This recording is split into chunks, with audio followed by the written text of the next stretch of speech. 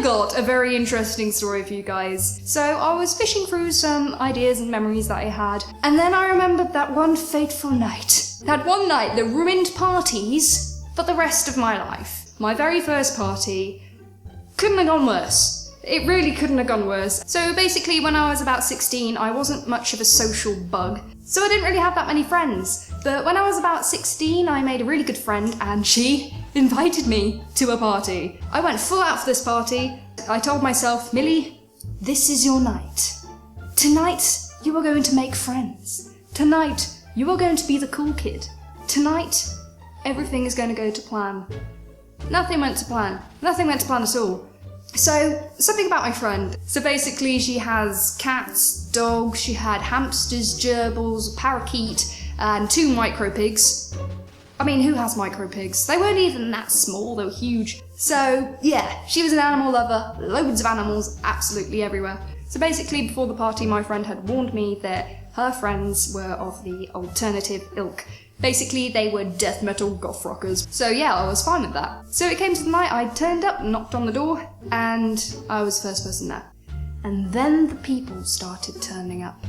So they all pretty much turned up in one massive flock. She wasn't joking when she said they were death metal goth rockers. They had the full platform boots, leather trousers, leather jackets, and everything like that. And I was terrified. See, I'd never seen people like that before in my life. Ever. And they all just started swarming into the house with one massive group, and I was just like, okay, hi. But there was that one person. He was the quiet one. He was the one that went straight to the corner and didn't really speak. And as soon as I saw him, I was like, there's something off with that guy. And then the music came on. It literally sounded like somebody had given a goat 10 cups of coffee, put it in a tin can, shaken it up, and then put it next to an amplifier. So I thought I'd try and blend in a bit, so I went into the kitchen and I tried to pour myself a drink. I pretty much grabbed the first thing I saw, went and sat down again, looked all cool with my pint glass of red wine. So I drank this red wine stuff in a pint glass, and I breathed it in, which really wasn't good. So I started coughing and spluttering, which went over everybody that was around me and all down my new dress. So the party had only just started and I'd already destroyed my new dress and spat on everybody. And then I went to the kitchen again to get another drink. So I walked into the kitchen and there was a guy in there holding this beer bottle glass with the cap bottle things on. So I walked in there and he was like, dude, have you seen the bottle opener anywhere? Throughout the whole house, they didn't have a bottle opener. So I thought I'd be cool. I thought I'd show off. I thought I'd be like, hey, my name's Millie and I can open bottles with my teeth. So the guy was just there like, oh yeah, you open them with your teeth, that's so cool, man. And I bit onto the bottle. I'd managed to chomp down on the neck of the bottle and I was just there like, oh god, this is really hard to get the lid off. So I just bite down as hard as I could, which was a really bad idea. I heard a really high-pitched squeak coming from my teeth. My teeth were literally grinding against the glass. I hadn't even got the bottle top. And a crack. Oh my god. And I pulled the bottle away from my mouth and I just saw this guy's face in front of me drop. And I looked down at the bottle and I'd managed, I don't know how, but I'd managed to smash the top of the bottleneck. The cap was still on, of course the cap was still on. And then I noticed that there was blood coming out of my mouth and I had cracked my tooth. And then I was just like, oh, is the bottle cap gonna come off yet? So I sliced my thumb over the top of the bottle to get the lid off with the broken glass, and then get broken glass stuck in my thumb. So not only have I cracked my tooth, I'd cut my mouth, but I'd also cut my thumb open. And this guy was just sat there, just like, what the hell has that girl just done? Oh my god! Literally just like blood everywhere, teeth falling out my mouth, the bottle was smashed pretty much the top of it, so I just handed it to him. He still drank it, it was fine, And then I'd noticed that that creepy guy that I mentioned earlier was stood right behind me with a very creepy grin on his face. He didn't say a word at all, which I thought was quite weird, but I'll just ignore him. But the party goes on. So I sat down in the group again, and one of my friends was absolutely fine. She was just off talking to all the people, she was getting along with them well, but one of my other friends which I'd brought was just sat there, and she just looked at me and went, "Billy, I don't like this party, I'm going to..." And so my other friend really wanted to leave because there was also another party going on that night. The only problem is she had to take a train to get to that party, so I begrudgingly said, okay, I'll go with her. So we got all our shoes on, I got my high heels on, we kind of like waddled over. So we got about halfway, and then the heavens decided to open. Of course the heavens decided to open! So it started absolutely chucking it down all over me. My makeup was just ran down my face, I was absolutely drenched. And I was just like, it can't get worse. It really can't get worse. Not only is my dress ruined, now my makeup is ruined. That is bad for a girl. But I carried on. We carried on walking. We were walking down the side of the road. And this is so predictable. This is so unbelievably predictable. Basically, there was a massive puddle in the road and some Atholian decided it would be a good idea to rev the car up as fast as he can go and absolutely smother us in water. So a massive tidal wave came and engulfed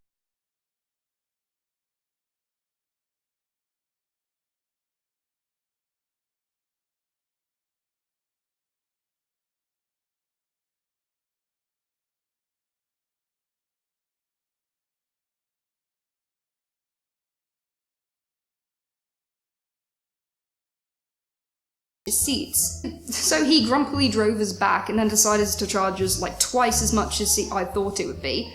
So then I had to walk back into the house and beg for money. I had to beg for money to pay this crazy taxi driver which had been yelling at us for the past 2 minutes. Luckily somebody came up to me and gave me £4, I was very grateful for that.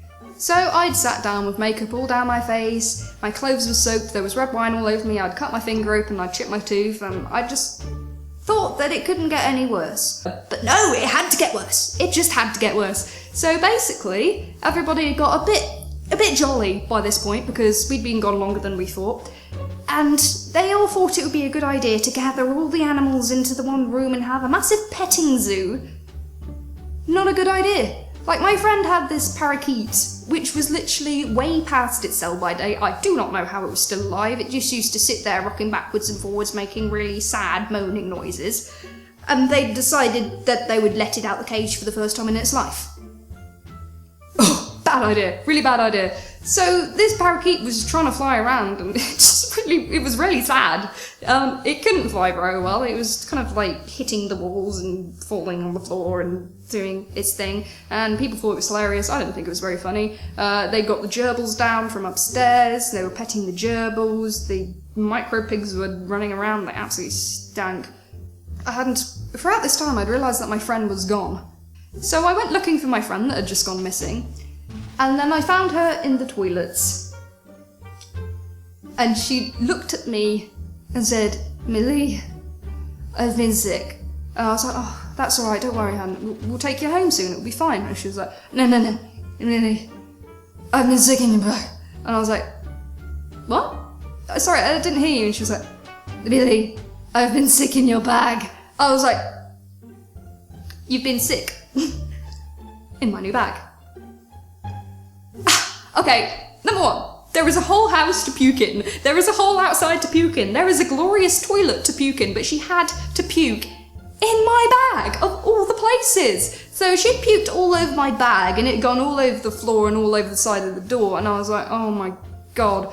My bag was done for. I'd managed to fish out my phone and my keys and everything else which was worth saving. And then I decided just to sit back down. "Everything will be fine," I said. "Just stay calm, Millie, it'll all be fine." At that very moment, that creepy guy that had just sat in the corner very silently all night staring at me, so he decided that it would be his turn to put some music on. So he got his little briefcase of CDs, opened it up, took a CD out and put it in the TV and decided to sit right by me. And then he took out some CDs and started sifting through them and was like, "These CDs have really cool album covers." So he started sifting through these album